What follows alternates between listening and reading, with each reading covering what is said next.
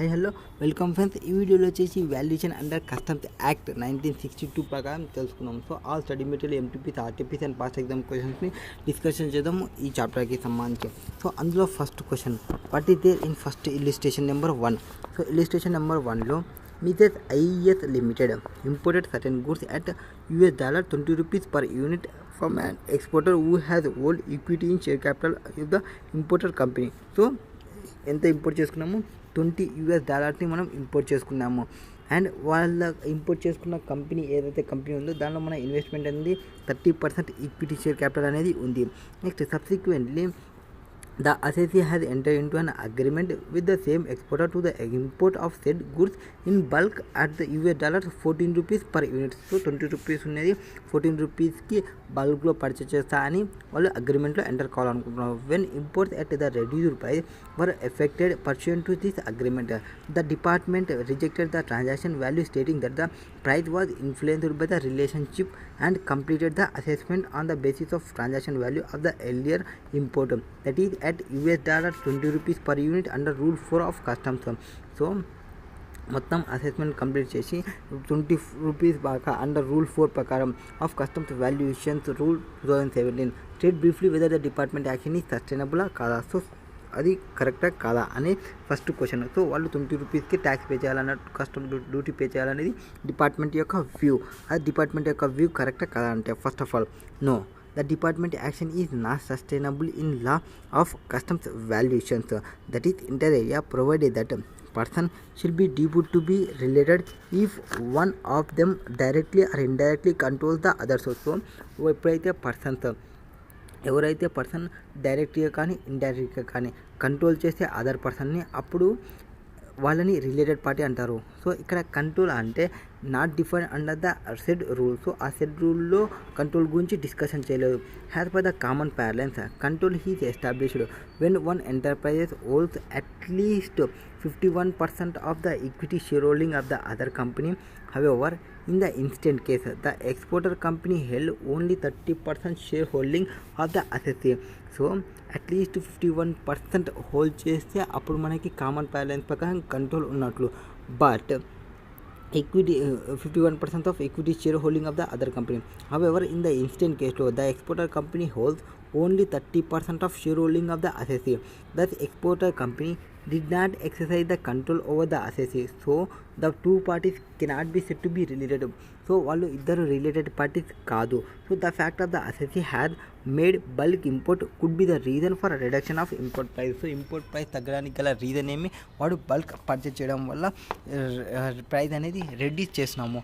The burden to prove under valuation lies in the revenue and absence of any evidence from the department to prove under valuations. So అలా under valuation అయ్యింది because of related party under valuation అయ్యిందని department చెప్పేది correct కాదు. ఎందుకంటే relationship కావాలంటే control కావాలి, control కావాలంటే 51% hold చేసి ఉండాలి. 51% హోల్డ్ చేసిన వాళ్ళని కంట్రోల్ ఉన్నట్లు, కంట్రోల్ ఉంటేనే రిలేటివ్ ఉన్నప్పుడు. సో రిలేటివ్ కావాలంటే 51% రిలేషన్షిప్ని మెయింటైన్ చేసుకోండి. Next department to prove under. So ఇక్కడ డిపార్ట్మెంట్ అనేది ప్రూవ్ చేయాలి ఫస్ట్ అండర్ వాల్యూ జరిగినట్టు. The price declared by the assessee is acceptable. నార్మల్గా వాడు బల్క్ పర్చేస్ చేస్తున్నందుకు వాడు ప్రైస్ని తగ్గించినాడు. In the light of the foregoing division it can be inferred the department action is not sustainable in లాలో చూసుకుంటే అది సస్టైనబుల్ కాదు. Next illustration number 2, answer the following with reference to the provisions of section 14 of customs act 1962 and the rules made thereunder. What shall be the value if there is a price rise of the imported goods in international market between the date of contact and the date of actual importation, but the importer pays contract price. So value ఏమి అంటే, what shall be the value if the price rise అయితే if the imported goods and international market between the date of contact and the date of actual importations. So date of contact నుంచి actual importation డేట్కి importer contact price ఏముంటుంది అనేది చెప్పాలి. Whether the payment of for post importation process is includable in the value of the if the same is relatable to the imported goods and conditions of the sale imported goods. So first question ki value చెప్పాలి and second question ki post importation process జరిగినప్పుడు value చెప్పాలి. So first కేసుకి సంబంధించి value of imported goods, ఎప్పుడైతే నువ్వు import చేసినావో goods are export చేస్తావో goods, దాని యొక్క వాల్యూ మనం ఏం తీసుకుంటామంటే యాజ్ పర్ కస్టమ్లో వచ్చేసి ట్రాన్సాక్షన్ వాల్యూ తీసుకుంటాము. దట్ ఈస్ మనం టీవీ అంటాము షార్ట్కట్లో ట్రాన్సాక్షన్ వాల్యూగా తీసుకుంటాము. ఇక్కడ ట్రాన్సాక్షన్ వాల్యూ అంటే ఏమి, which means the price actually paid or payable for goods. Transaction value అంటే ఏమి, ఏవైతే అమౌంట్ నువ్వు పే చేస్తావో ఆర్ పేయబుల్ ఉందో ఆ గూడ్స్కి సంబంధించి వాటిని అంటాము. ఆర్ వేరే contact has been entered into or the transaction value should be price stated in the contact. So ఒకవేళ మీరు కాంటాక్ట్లో ఎంటర్ అయితే కాంటాక్ట్కి ఆర్ ఆ ట్రాన్సాక్షన్ వాల్యూ అనేది ప్రైస్ స్టేటెడ్ ఇన్ ద కాంటాక్ట్లో స్టేటెడ్ చేసి ఉంటే, or unless it is not legally acceptable. ఒకవేళ మీరు అగ్రిమెంట్లో రాసుకునేది అది లీగల్లీ యాక్సెప్టబుల్ లేనప్పుడు ఇట్లాంటి కేసెస్లో మాత్రమే వీళ్ళు వస్తారు. సో ఫస్ట్ ఆ ప్రైస్ ఏం తీసుకుంటాము, ఏవైతే వాళ్ళు ఎంటర్ అయింటారో దాన్ని ట్రాన్సాక్షన్ వాల్యూగా తీసుకోవడం, ఏవైతే ప్రైస్ స్టేటెడ్ చేసింటారో కాంట్రాక్ట్లో ఆ వాల్యూని మనం తీసుకుంటాము. ఒకవేళ ఆ వాల్యూ అనేది లీగల్లీగా బౌండ్ అయితే, అంటే ఇల్లీగల్ కానప్పుడు. Next the prices right between the date of contact and date of actual import is irrelevant. వాళ్ళు వన్స్ కాంటాక్ట్లో ఎంటర్ అయ్యింటే ఒక వాల్యూకి ఎంటర్ అయినప్పుడు తర్వాత డెలివరీ చేసేటప్పుడు రేట్ అనేది చేంజ్ అయితే ఆ రేట్ చేంజెస్ అనేది irrelevant for decision making. Have the price actually paid or payable shall be taken to be the value that's the price stated in the contract unless unacceptable shall be taken. So price ఏవైతే కాంట్రాక్ట్లో state చేసినామో అవే మనం తీసుకోవాలి. Next as per explanation rule 10 of customs valuations determination of value of imported goods rule 2017, the payment for post importation process is included in the value of imported goods if the same is related to such imported goods and is a condition of sale thereof. So next ఏం చెప్తాము, explanation 10 rule 10 ప్రకారం custom వాల్యుయేషన్లో ఏవైతే payment చేస్తామో అంటే post importation process తర్వాత అవి కూడా include చేసుకుంటాము వాల్యూ ఆఫ్ ఇంపోర్టెడ్ గూడ్స్లో. ఎప్పుడు if the same is related to such imported goods and ఈ the condition is of sale of thereof. So sale చేసే దానిలోనే కండిషన్స్ ఉంది, మీరు ఇంపోర్ట్ చేసుకున్న తర్వాత సో అండ్ సో అమౌంట్ మీరు పే చేయాలి అని ఉంటే అట్లాంటి కేసెస్లో ఆ అమౌంట్ని కూడా ఇంపోర్టెడ్ వాల్యూలోనే ఇంక్లూడ్ చేసుకుంటాం. ఇంపోర్టెడ్ వాల్యూలోకి ఇంక్లూడ్ చేయడం వల్ల ఏమైనా బెనిఫిట్ అంటే మనకి కాదు కస్టమ్ వాళ్ళకి బెనిఫిట్. ఎందుకు, కస్టమ్ డ్యూటీ అనేది ఎక్స్ అవుతుంది కాబట్టి. Next illustration number 3. So what is there in third illustration, Mother Mary Hospital and Research Center imported a machine from Delta Scientific Equipment, Chicago. In house research, the price of machine was settled at $5,000. So ఎంత settle చేసింది, $5,000కి settle చేసింది. ఒక మిషన్ని import చేసింది ఒక hospital అనేది. ఆ మిషన్ని షిప్డ్ వచ్చేసి 10/4కి షిప్ చేసినాము. Meanwhile hospital authorities is negotiated for reduction in price. తర్వాత as a result of Delta scientific equipment agree to reduce the price. ఆ ప్రైస్ని ఎంతకు తగ్గాలనుకుంటుంది, $850కి తగ్గాలి అనుకుంటుంది. ఇంకా $850 తగ్గాలి అనుకుంటుంది. And the sent revised price వచ్చేసి 4,150. సో 5,000కి ఫస్ట్ అనుకోని అండ్ 4,150కి ఇప్పుడు సెటిల్ చేసుకుంటున్నారు. And select dated 15/4. సో వాళ్ళు డేట్లో షిప్పింగ్ చేసినప్పుడు ఇంత ఉంది, ఇప్పుడు వీళ్ళు ఇంత మాట్లాడుకున్నారు. The mission arrived in India on 18/4. The commissioner of customs is reduce only after the commissioner of custom had decided to take the original price has the transaction value of the goods and the ground that the price is reduce only after the goods have been shipped. So shipped చేసినప్పుడు ముందు మాత్రమే మీరు మార్చుకోవాలి, shipping చేసిన తర్వాత మీరు change చేయకూడదు అనేది కమిషనర్ యొక్క వ్యూ. ఆ కమిషనర్ యొక్క వ్యూ కరెక్టా కాదా అనేది మనం చెప్పాలి. సో కమిషనర్ యొక్క వ్యూ అనేది not correct. No, the commissioner approach is not correct as per section 14 ప్రకారం. సెక్షన్ 14 ఏం చెప్తుంది, ఆఫ్ ద కస్టమ్స్ యాక్ట్ ప్రకారం మనకి transaction value that is TV, transaction value of goods అంటే ఏమి, ట్రాన్సాక్షన్ వాల్యూ అంటే price actually paid or payable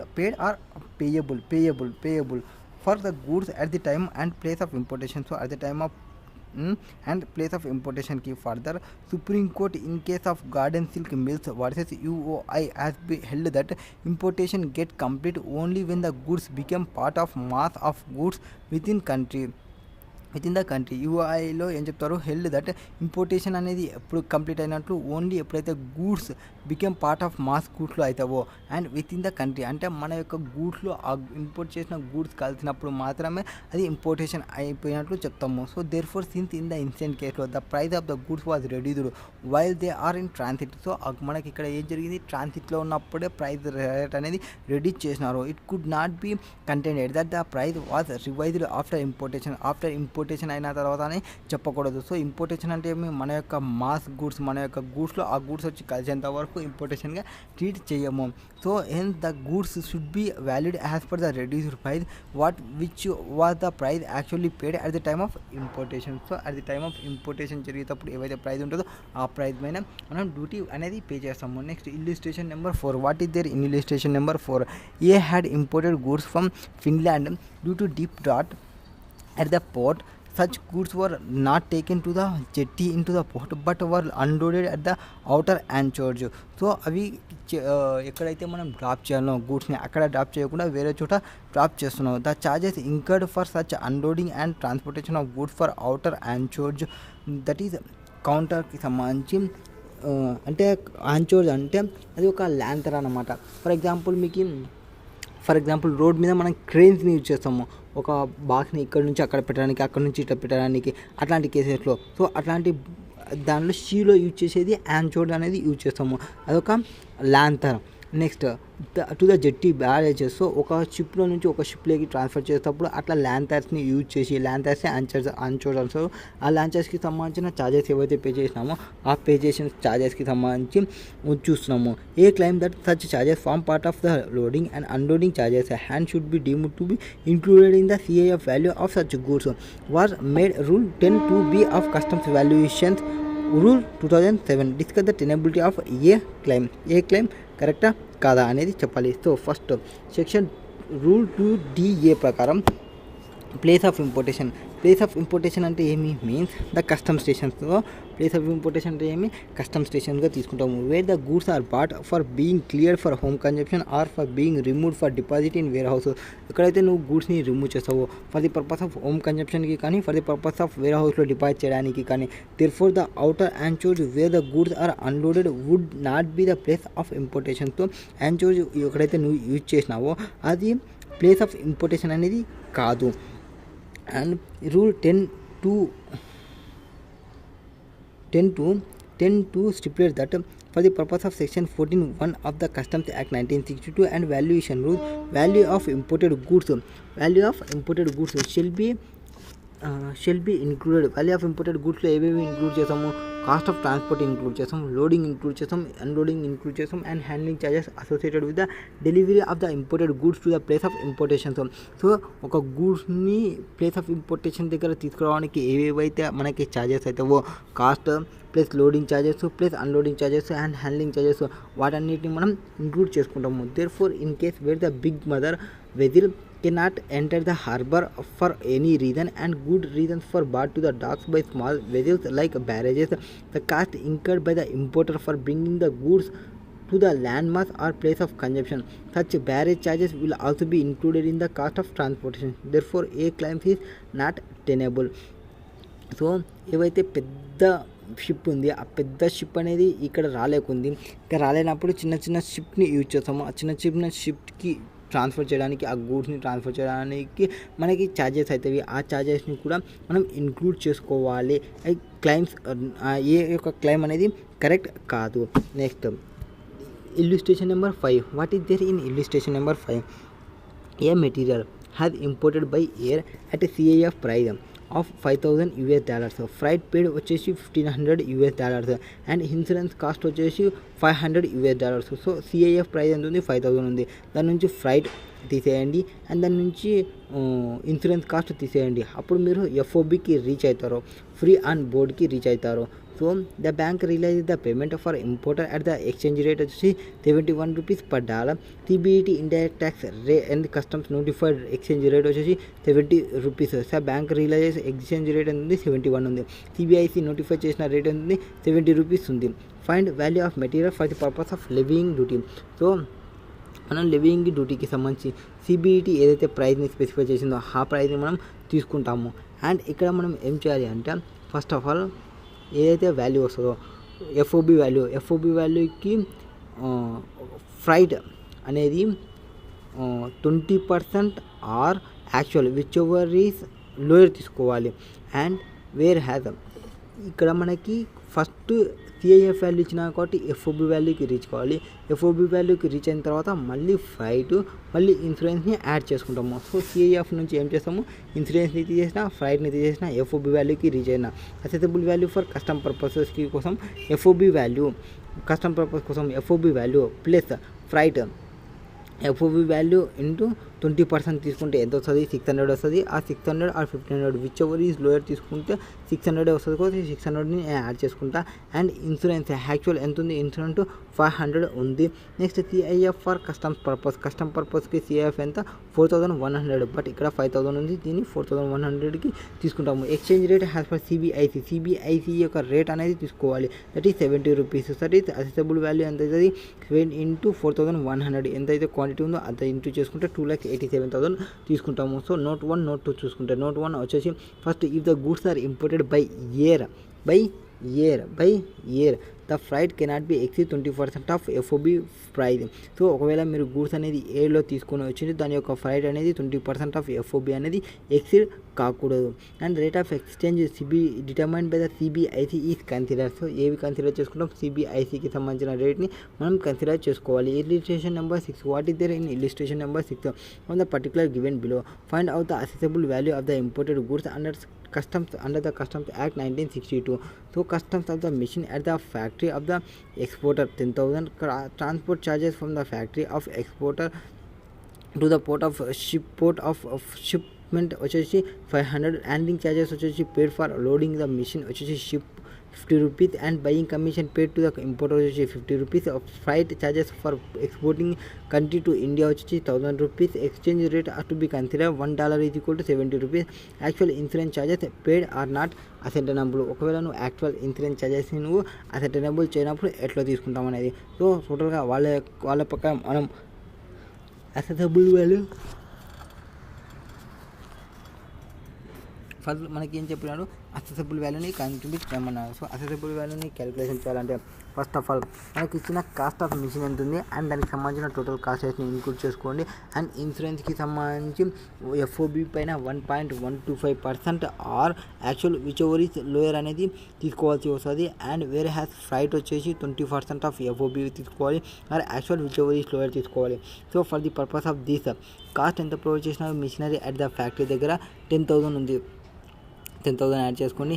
and transportation charges up to the port వరకు ఏవైతే మనకి కాస్ట్ అయితే ఇంక్లూడ్ అవుతామో దానికి సంబంధించి ఆ కాస్ట్ని మనం 500 తీసుకోవాలి. And handling charges at the port వచ్చేసి 50 రూపీస్, మొత్తం ఎంత ఉంది 10,550 రూపీస్ ఉంది. ఇది ఎఫ్ఓబి వాల్యూ. ఎఫ్ఓబి వాల్యూకి మనం ఏం చేయాలి, 2 ఐటమ్స్ని యాడ్ చేయాలి, ఒకటి ఫ్రైట్ ఇంకోటి insurance. Freight charges up to in India 1000, ఆ ఫ్రైట్ ఛార్జెస్ మనం ఒకవేళ ఎఫ్ఓబి వాల్యూ మీద తీసుకుంటే ఎంత 20% కన్నా మనం ఎఫ్ఓబి తీసుకుంటే ఇంకా ఎక్కువ అవుతుంది కాబట్టి 1000 విచ్ ఎవర్ ఈజ్ లోయర్ తీసుకోవాల్సి వస్తుంది. Insurance freight at the rate of 1.125%. So FOB value పైన 1.125 ఆర్ యాక్చువల్ క్వశ్చన్లో ఏదైతే ప్రొవైడ్ చేసినా విచ్ ఎవర్ ఈజ్ లోయర్ తీసుకోవాలి. ఇన్సూరెన్స్ కవరేజ్కి సంబంధించి ఏం ప్రొవైడ్ చేసినారో అసెట్ actual insurance charges are not ascertainable. వాడు అసెటైనబుల్ చేయకుండా మనమే అసెటైన్ చేసుకుంటాము.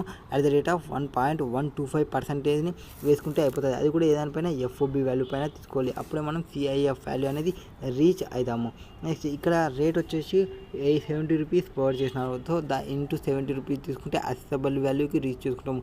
అసెసబుల్ వాల్యూ అనేది ఆల్వేస్ రౌండ్ ఆఫ్ చేసుకుంటే 8 అవుతుంది, 8,16,800 అవుతుంది. Next insurance charges have been included at the rate of 1.125 of FOB value of goods. Third provision of section 10(2) of customs valuation determination of value of goods imported goods rule 2017. So insurance ఎంత తీసుకోవాలి, 1.125 తీసుకోవాలి. And buying commission is not included in the assessable value. Buying commission అనేది include చేయకూడదు assessable వాల్యూలో. The customs valuation documentation, customs valuation determination of value imported గూడ్స్కి సంబంధించి. Next complete export duty on the following duties. So following డేటాకి సంబంధించి మనం export డ్యూటీని calculation చేయాలి. FOB price of goods under section FOB value ఎంత వచ్చినారో US$ 1 lakh ఇచ్చినారు. సో ఫస్ట్ ఎఫ్ఓబి వాల్యూ తీసుకోవాలి. Next shipping bill presented electronically on 26/4. So shipping bill ఎప్పుడు ప్రజెంట్ చేసినారు, 26/4కి షిప్పింగ్ బిల్ని ప్రజెంట్ చేసినారు. And proper officer pass order permitting clearance and loading of goods for export వచ్చేసి 4/5/2020. So export order already వచ్చింది. తర్వాత rate of exchange of rate exports ఆ duty given on 26/4 వచ్చేసి $1 is equal to 70 rupees and 145 వచ్చేసి $1 is equal to 72 rupees.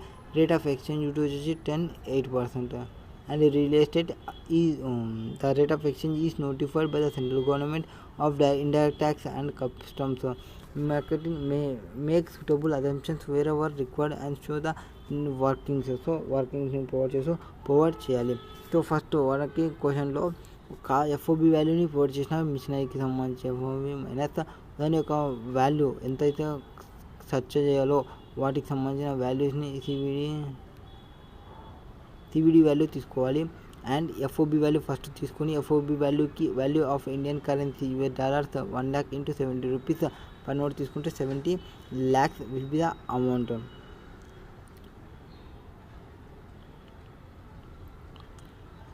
7 lakhs into 8% తీసుకుంటే 5,60,000 అనేది అయిపోతుంది. Next as per section 14(1) of the Customs Act 1962, assessable value of the exported goods is the transaction value of such goods which are the price actually paid or payable. So transaction value అంటే మనం ఏం తీసుకుంటాం, actually pay అన్న చేసి ఉండాలి, actually payable అన్న ఉండాలి. For the goods should for export for India for delivery at the time of place of exportation. As per the third provision, section 14(1) of Customs Act 1962 ప్రకారం assessable value calculated with reference to rate of exchange notified by the CBIT. మనం assessable value ఎట్లా calculation చేస్తాము, base on CBIT ఏదైతే రేట్ని provide చేసిందో ఆ రేట్ని తీసుకొని మనం తీసుకుంటాము on the date of presentation of shipping of bill. Next as per section 16(1)(a) of customs act 1962 ప్రకారం in case the goods entered for export, ఒకవేళ గూడ్స్ అనేది ఎక్స్పోర్ట్లో enter అయ్యింటే also the rate of duty prevalent on the duty which Customs Act 1962, and in case goods entered for export the rate of duty prevalent on the data of which customs officer makes an order permitting clearance and accordingly will be provided. So customs ఎవరైతే మనకి permission తీసుకుని పోయినాడో police police అనేవాడు కంపల్సరీగా permission అనేది తీసుకోవాలి. That is the case.